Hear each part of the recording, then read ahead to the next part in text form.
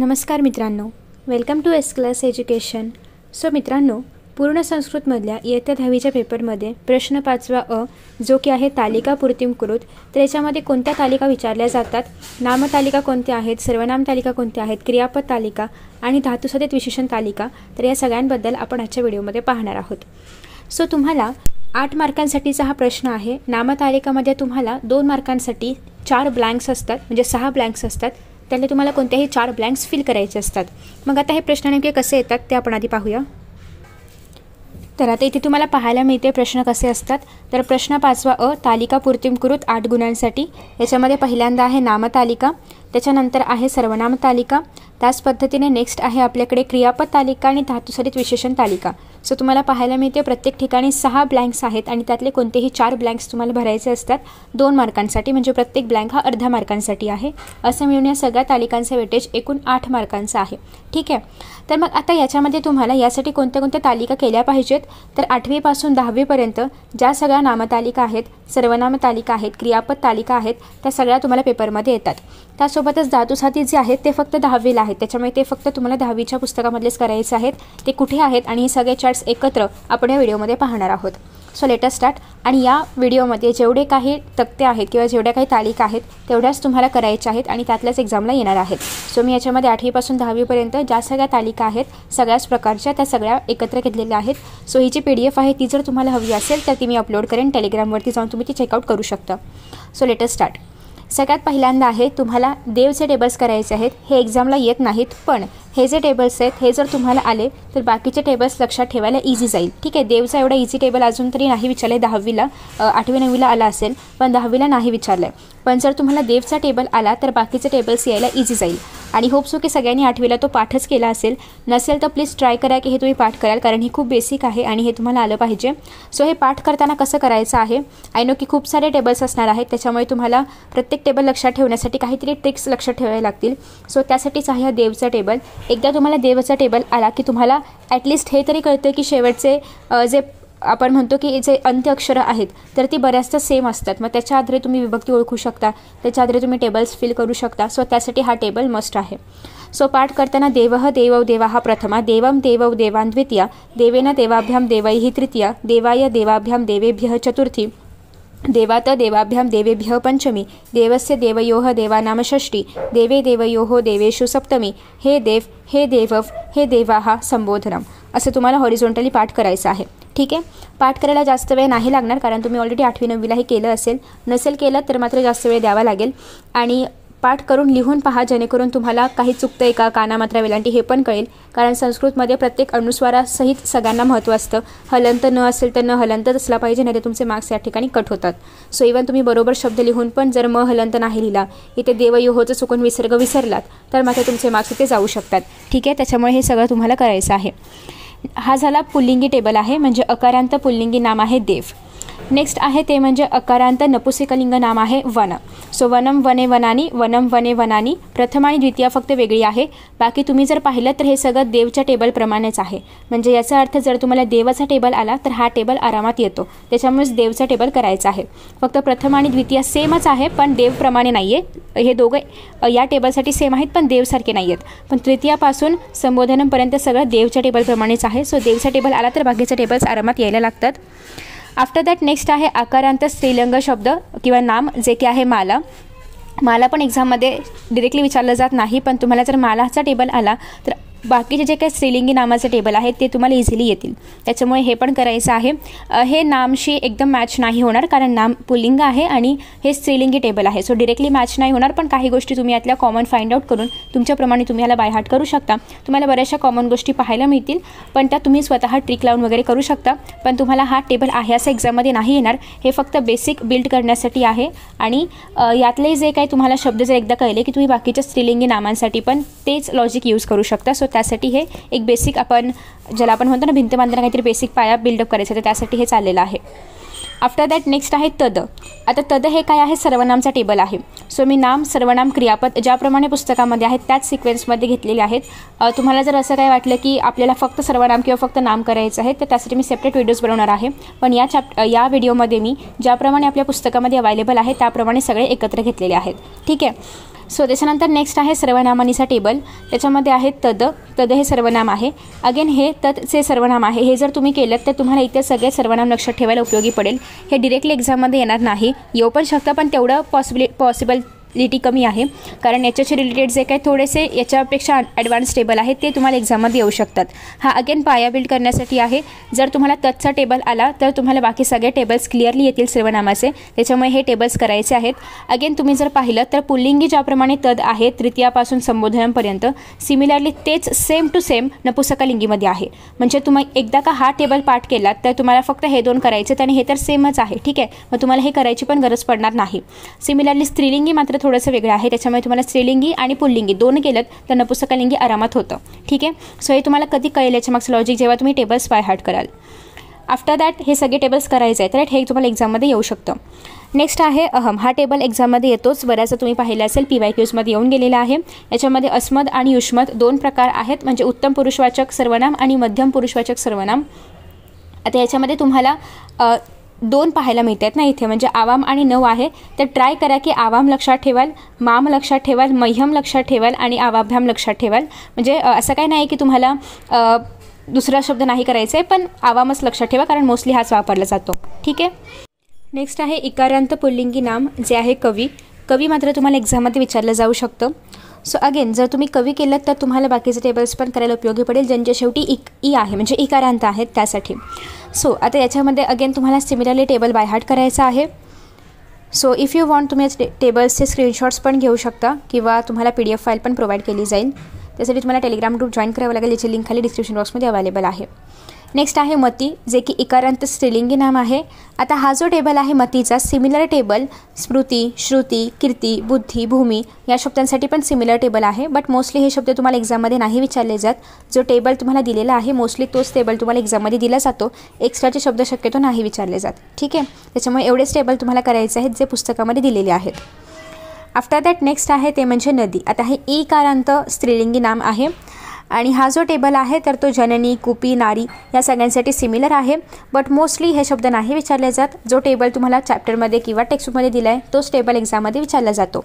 आणि even in case काही याच्यामध्ये आलंच तर तुमच्याकडे ऑप्शन्स आहेत, 6पैकी कोणतेही 4च सॉल्व करायचे आहेत. सो ते एक्स्ट्रावाला तुम्ही ऑप्शनला टाकलं तरी पण चालू शकतं. ठीक आहे, किंवा तुम्ही हे पण ट्राय करू शकता की हा टेबल जर तुम्हाला येतोय नदीचा तर सिमिलरली जननीचा टेबल बनवायचा आहे. काहीच डिफरंट नाही आहे. जननीमध्ये पण शेवटचा जो काही न आहे तर तो इकारांत असल्यामुळे सिमिलर टेबल असणार आहे. ठीक आहे, सो हे झालं नदीबद्दल. अगेन तुम्ही जर पाहिलं असेल तर एकदा तुम्हाला मालाचा टेबल आला तर ऑलमोस्ट नदी आणि माला थोडंफार सेम आहे. काही गोष्टी थोड्याशा बदलत आहेत तर त्या मात्र तुम्हाला बघावे लागतील. हे तुम्ही स्वतः ॲनालिसिस करू शकता की फक्त शेवटचे प्रत्यय जे आहेत तर ते ऑलमोस्ट सेम आहे, फक्त थोडंफार काहीतरी शब्द बदलत आहेत. आता या ठिकाणी नद्याई झालं आहे माला यायच्या ऐवजी, तर ते माला याई नद्याई. ओके, सो थोडंसं काहीतरी चेंजेस आहेत, तेवढे चेंजेस तुम्हाला लक्षात ठेवावे लागतील. बाकी सगळे टेबल्स मोस्टली सेमच असतात, त्याच्यामुळे टेबल पाठ करणं इझी आहे जर तुम्ही पहिले काही टेबल्स पाठ केले तर. नेक्स्ट आहे वारी. अगेन हे इकारांत नपुसकलिंगी आहे. तुम्हाला पाहायला मिळेल की हे मोस्टली कवीप्रमाणेच आहे. जर तुम्ही पहिले प्रथम आणि द्वितीय सोडलं तर तृतीयापासून हे मोस्टली कवीप्रमाणेच आहे. बरेचसे शब्द सिमिलर आहेत. सो जर तुम्हाला कवी आला तर तुम्हाला हे पण येणार आहे. सिमिलरली हे जे वारी आहे तर ते भुरी, सुरभी, सुची या सगळ्यांसाठी सेम असणार आहे. बट तुम्हाला हे नाही विचारलं जाणार, फक्त वारी केलं तरी पण चालणार आहे. त्याच्यानंतर प्लीज हे जरा वेलांटी वगैरे बघा. या ठिकाणी दीर्घ आहे, कुठे ऱ्हस्व आहे, कुठे ऱ्हस्व आणि दीर्घ आहे. सो हे नीट पहा, कारण संस्कृतमध्ये याच्यामध्ये खूप जास्त मार्क्स जातात. कुठेतरी आपण चुकून लिहिलं जातं दुसरी वेलांटी पहिली वेलांटी. सो असं करायचं नाही आहे, जे आहे ते प्रॉपरली तुम्हाला करायचं आहे. आफ्टर दॅट नेक्स्ट आहे भानू. उकारांत शब्द आहे इथे, उकारांत पुल्लिंग आणि उकारांत स्त्रीलिंग. सो याच्यामध्ये तुम्हाला पाहायला मिळेल की अगेन बरेचशा सिमिलॅरिटीज पाहायला मिळतात. अर्थात या ठिकाणी काही चेंजेस आहेत, बट तरी पण तुम्ही जर एकदा कवीचे वगैरे टेबल्स केलेत तर तुम्हाला हे थोडेफार इझी जातील. सो सिमिलर टेबल जे आहेत तर ते मनु, अनु, विष्णू या सगळ्यांसाठी पण असणार आहेत. ठीक आहे, बट तुम्हाला बाकीचे करायची गरज नाही आहे. जे मेन टेबल्स आहेत तेवढेच तुम्ही जर केले तरी पण चालतील. त्याच्यानंतर पुढचा टेबल आहे तो म्हणजे मधु, उकारांत नपुंसकलिंगी. अगेन सेम असणार आहे हा भानूप्रमाणे, फक्त प्रथम आणि द्वितीय डिफरंट आहे. बाकी तृतीयेपासून संबोधनम पण डिफरंट आहे. तृतीयेपासून सप्तमीपर्यंत सेम असणार आहे. भानूप्रमाणे. ठीक आहे. सो त्याच्यामुळे तुम्हाला एकदा भानू आलं तर तुम्ही पाहताय जसं की ट्रेंड चालू आहे, एकदा का एकदा का पुल्लिंगी टेबल तुम्हाला आला की नपुसकलिंगी टेबल तुम्हाला आपोआप येणार आहे. सो तुम्हाला फक्त पुल्लिंगी आणि स्त्रीलिंगी करायचं आहे. नपुसकलिंग आपोआप तुम्हाला येणार जर एकदा का तुम्हाला पुल्लिंगी आलं तर. ठीक आहे. त्याच्यानंतर आफ्टर दॅट नेक्स्ट आहे अप्रकारः. पितृमध्ये रू शेवटी असणारा पुल्लिंगी शब्द आणि रू शेवटी असणारा स्त्रीलिंगी शब्द आहे तो म्हणजे मातृ. अगेन हे दोन्ही पण टेबल्स तुम्ही जर PYQs पाहिले असतील तर तुम्हाला क्वेश्चन पेपर्समध्ये पाहायला मिळालं असेल. याच्यामधले बरेचसे प्रश्न येतात कारण रू एंडिंग असणारे असे 2च टेबल्स आपल्या बुकमध्ये आहेत, त्याच्यामुळे हे दोन्ही करायचे आहेत. अगेन तुम्ही जर पाहायला गेलात तर काही सिमिलॅरिटीज आहेत देवचे पुल्लिंगी टेबलमध्ये आणि मातृसाठी मालासाठी म्हणजे माला जो आहे त्याच्यामधले काहीतरी सिमिलॅरिटीज तुम्हाला पाहायला मिळतील, पण ऑब्व्हियसली पूर्णच टेबल सेम नसणार आहे कारण इथे शेवटी रू आहे आणि तिथे शेवटी आ होतं. ठीक आहे. नेक्स्ट आहे भवान भवती आणि सो भवान आणि भवती. आता याच्यामध्ये तुम्हाला एक स्त्रीलिंगी आणि एक पुल्लिंगी 2 टेबल आहेत. अगेन याच्यामध्ये पण जास्त काही सिमिलॅरिटीज नाही आहेत, पण तुम्हाला जर नदीचा टेबल वगैरे येत असेल तर थोड्याफार तुम्हाला सिमिलॅरिटीज पाहायला मिळतील आणि सिमिलरली भवतसाठी पण तेच आहे. ठीक आहे. त्याच्यानंतर आफ्टर दॅट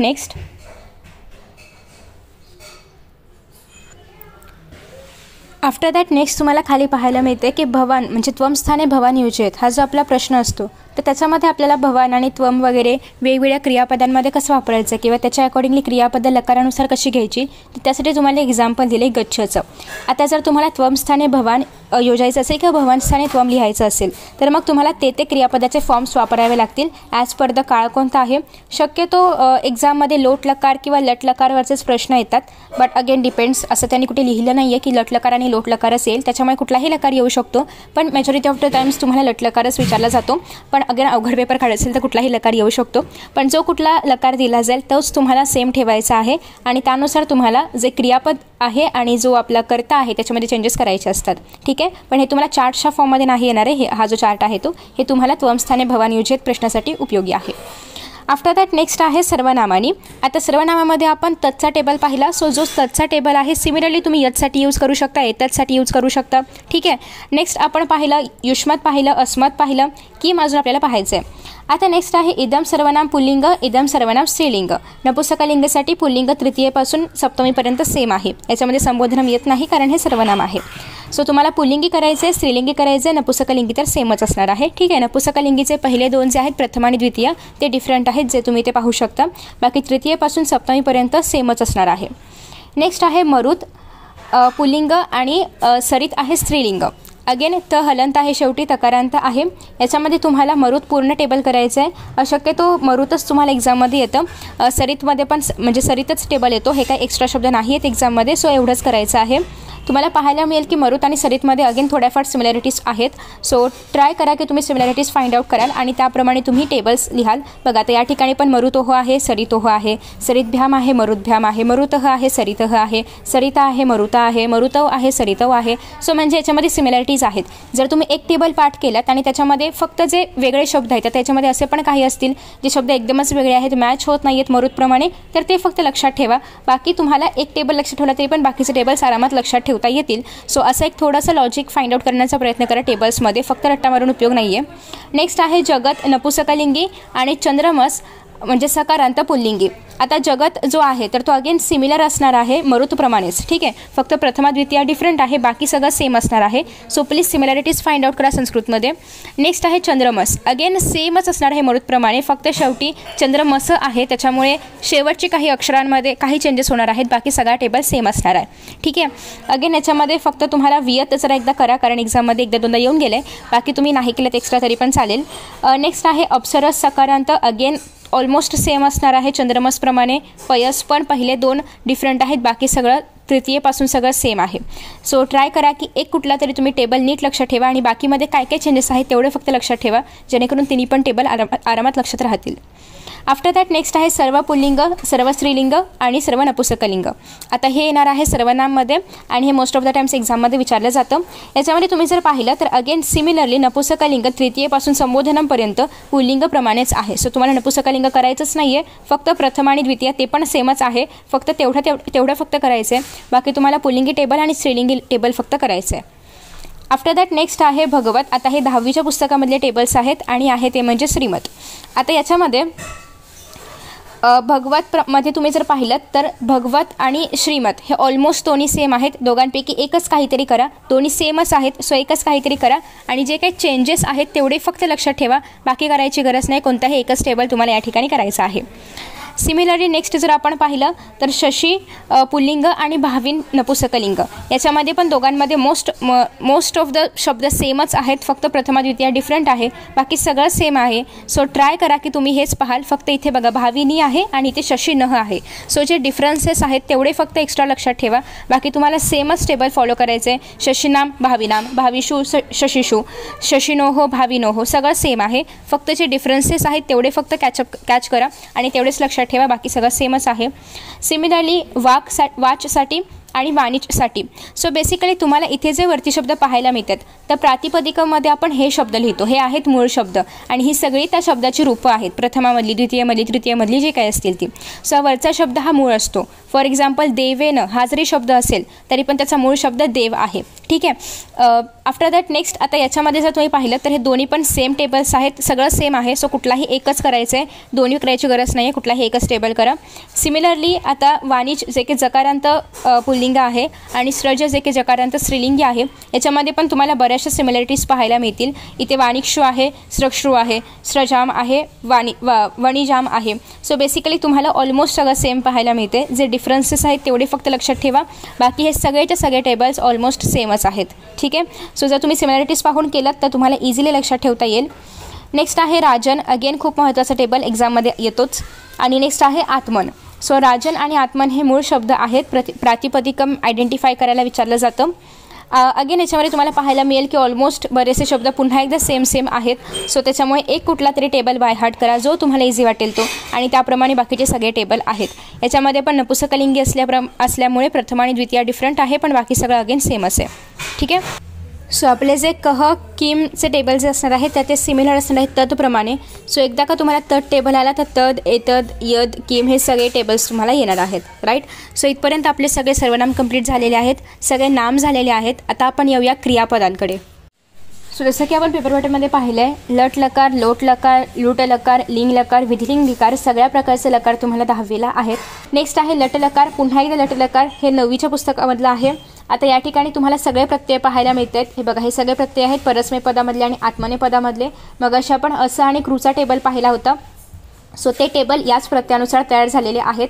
नेक्स्ट आहे लंग लकाराचे सगळे प्रत्यय पाहायला मिळतात. सो हे जे पान आहे हे सर्वनामांसाठी खूप महत्त्वाचं आहे कारण एकाच पानावरती सगळे तुम्हाला प्रत्यय पाहायला मिळतात. याच्यामध्ये कुठलेच एक्झाम्पल्स मी घेतलेले नाही आहेत, फक्त प्रत्यय आहेत. जेणेकरून तुम्हाला एकाच पानामध्ये सगळे प्रत्यय जर कळले तर तुम्ही त्याच्यानुसार जे पण एक्झाम्पल येईल त्याच्यामध्ये चेंजेस करू शकता. तर आपण सुरुवात करतो लट लकारपासून. त्या सगळ्याचे तुम्हाला अंत्य जे आहेत तर बघा ते इथे अंत्य, से इथे द्वे, ई वहे महे पाहिजे. सॉरी माझ्या नावामुळे ते हाईड झाले, बट या ठिकाणी पाहिजे महे. ठीक आहे. सो बेसिकली अशा पद्धतीने हे सगळे एंडिंग्स तुम्हाला पाहायला मिळतात. तर हे एंडिंग्स एकदा का तुम्ही लक्षात ठेवलं तर जे आत्मनेय पदातलं आहे आता हे या ठिकाणी तुम्हाला परस्मै पद पाहायला मिळते. सो जे आत्मनेय पदातले सगळे क्रियापदे आहेत ती तुम्हाला लक्षात राहतील. ठीक आहे. सो हे सगळे आत्मनेय पदातले आहेत. नेक्स्ट आहे या ठिकाणी तुम्हाला परस्मै पदे पाहायला मिळतात. परस्मै पदामध्ये ती तह अंती, सी थस्थ, मी वह मह. ठीक आहे. सो हे याचे अंतपद आहेत आणि याच्या अकॉर्डिंग तुम्हाला असा आणि क्रूचा टेबल पाहायला मिळतो. सो हे सगळे टेबल्स यातले कुठलेही टेबल तुम्हाला एक्झाममध्ये येऊ शकतात. सो बेस्ट आहे तुम्ही अंत्यपद पाठ करा जेणेकरून तुम्हाला कुठलाही टेबल आला तरी पण तो लिहिता येईल. एक्झाम्पल्स पाहायला मिळतात वंद, युध, दिश, पूज, क्रू. सो बेसिकली हे सगळे वेगवेगळ्या जसं की या ठिकाणी तुम्हाला आत्मनेय पद 1 पहिल्या गणातलं, चौथ्या गणातलं, 6व्या गणातलं, 10व्या गणातलं वगैरे पाहायला मिळते. एक्झाममध्ये हे गण वगैरे काही दिलं जाणार नाही. तुम्हाला हे सगळं स्वतःहून आयडेंटिफाय करायचं आहे आणि मग लिहायचं आहे. ठीक आहे. आता या ठिकाणी लंग प्रत्यय पाहायला मिळतात परस्मै पदाचे आणि आत्मनेय पदाचे. प्लीज प्रत्यय लक्षात ठेवा. एकदा का तुम्ही प्रत्यय लक्षात ठेवलेत तर तुम्हाला हे सगळं लिहायला खूप इझी जाईल. सो जस्ट तुम्हाला प्रत्यय पाठ करायचे त, ताम, अन, विसर्ग, तम, त, अम, व, म. सिमिलरली आत्मनेय पदासाठी त इताम अंत, त इताम अंत, थाहा इथाम ध्वम, ई वही मही. सो एकदा का तुम्हाला हे प्रत्यय माहिती असतील तर तुम्हाला फक्त त्याच्या आधीचा जो काही शब्द आहे तो थोडासा बदलायचा आहे आणि आपण लंग लकार पाहतोय म्हणजेच पास्ट टेन्स पाहतोय.